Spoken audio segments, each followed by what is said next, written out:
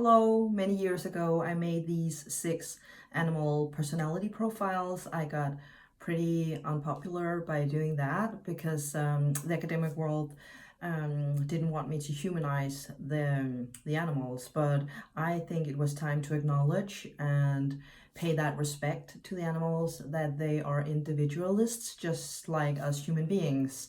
And for the next 6 days I want to tell you about the 6 different personality types. The first one is called the playful one, and to you out there who have a animal who's playful, you have typically a boy.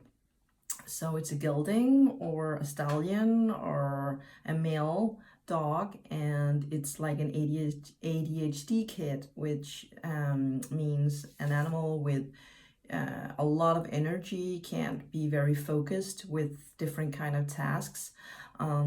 It's difficult to be at the same spot for more than 1 minute. You'll see the dog, starting to walk around or run around, and the horse will stomp its hoofs in the stables.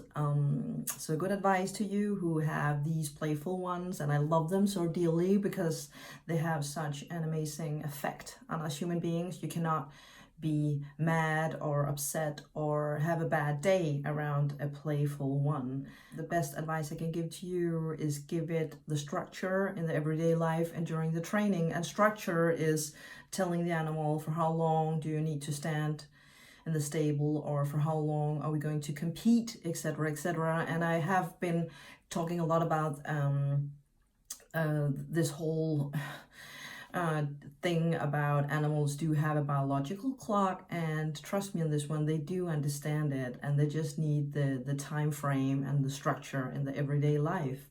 So good luck with that. Hello, today I'd like to talk about the personality profile, the sensitive one. And if you do have a sensitive animal, it's physically sensitive or mentally sensitive, or both.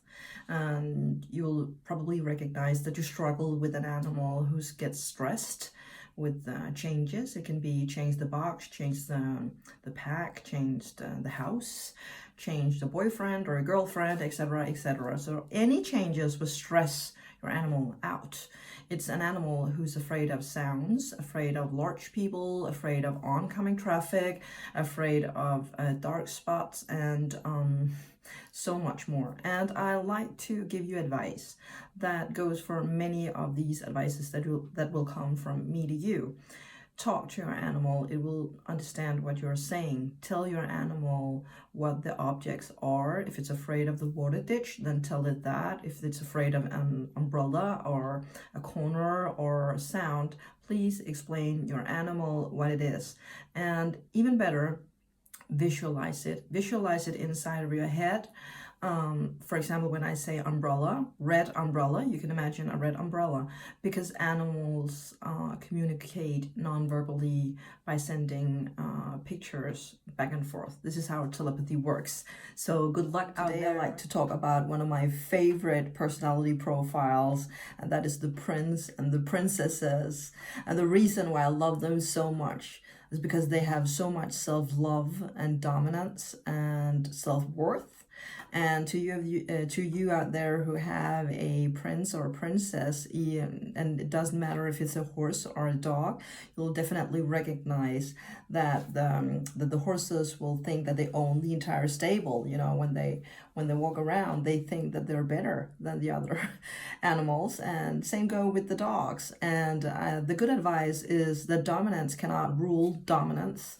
It cannot dominate domination. So you need to be a greater and a stronger human being by leading it from the heart. And leading an animal from the heart is all about your own self-control and self-worth. And then when you have when you got that and you really own it, you can send that energy out from the solar plexus center in the body, which is there.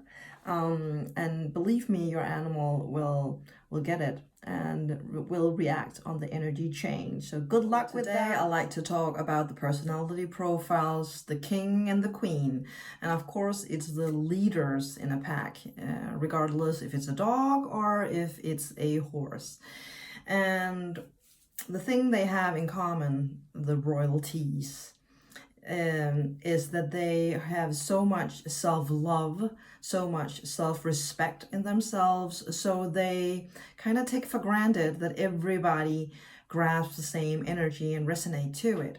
For example, the prince and the princesses, which I talked about yesterday, are much more physical when they want to show the dominance. So, you know, they do like that on each other. But a real queen can only flicker an ear, and then the pack will spread out, you know, to make room for the royalty that will come to drink the water down the hill. And a good advice to you who have a king and a queen, and how lucky are you, because there are not many of those personality profiles out there. It's the greatest gift of all to have a king and a queen, because they can only respect you and they forces you to love yourself as much as they love them. So don't be afraid of your king or a queen out there, but be more confident and love yourself more. And then you can have an equal relationship, being complete together.